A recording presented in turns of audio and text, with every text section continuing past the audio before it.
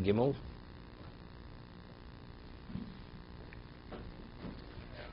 Page Nun Gimel in the Maharal. Perek Tfilas Ashachar Ton Rabbanu K'Shecholo Reb Lezer. Reb Lezer became ill. Nichus Talmid of the Vakro. His Talmidim came in to pay a sick visit. We'll see tomorrow. He was on his deathbed. Amru lo Rabbeinu Lamdeinu Orchos Chaim V'Niske B'Hem L'Chayu L'Mabo. So they said to the Rebbe, to Reb Lezer, this Reb Lezer, I go to Reb Lezer Ben Hurkanis, teach us the way of life that we should merit a share in the world to come. This is what they asked the Rebbe. Amar lem hizor b'kovod chaverchem. Here, he says, firstly, you have to be careful in the honor of your fellows. That's firstly. Shatem mispalim du lefnei mi atem mispalim. And when you say the Amidah, you should always be cognizant before who you're praying. Uminu b'nechem in higoyon. You should not allow your children to be involved too much in higoyon. Higoyon over there means like agadic works, that the mind is purely occupied in that, not to learn halacha. Hoshivam ben birkei talmid chachomim, and they should always be exposed to the knees of the talmid chachomim.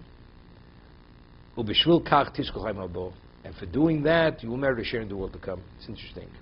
It says in Pirkei Avos, having misavik b'afar gleim, you should roll in the dust of their feet. It doesn't say you should roll.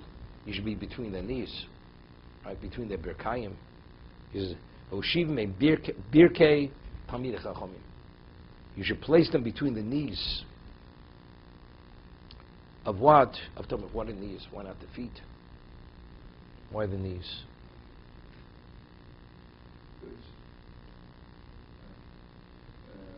Birkayim is like bracha. When you recite the Shemona Esrei, you thank your knees. Okay. You find that Yaakov, when he gave the bracha to Ephraim and Menashe, he took him also on his birkayim, like in his knees. I mean, it means the foot. It means the upper part of the foot, above the knee. Right? It's the lap. It's the lap. You find that Moshe Rabbeinu, with Klausel, became too complicated.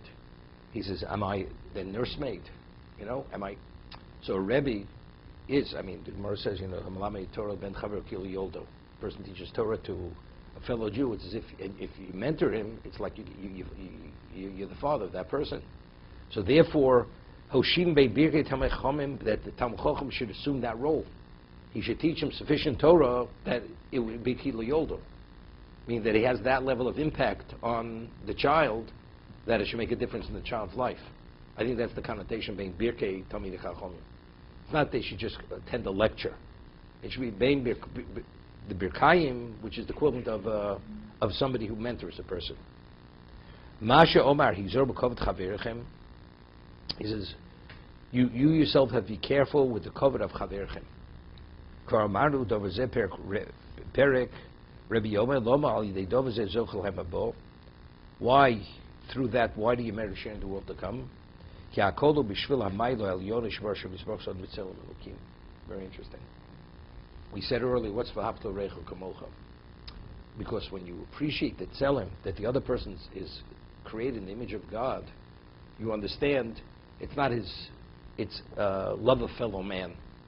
It's because there's a godliness to him, and he shares that with you. Therefore, that's the reason why you have to treat him. So again, it's because you value his spiritual connection. So if you value that, then you have relevance to the world to come. Because what's the world to come? Olam habo is a location of ruchni, of spirituality. Ki malozos magier olam habo, ki efshel lios dober shel al malozos.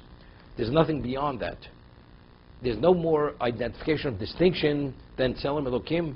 Mashiniver odom b'tzelem elokim. Man is beloved to Hashem because he was created b'tzelem elokim. That's an indication that Hashem gave the distinction to the human being that is tzelem elokim. That's an indication, a confirmation that he's choviv.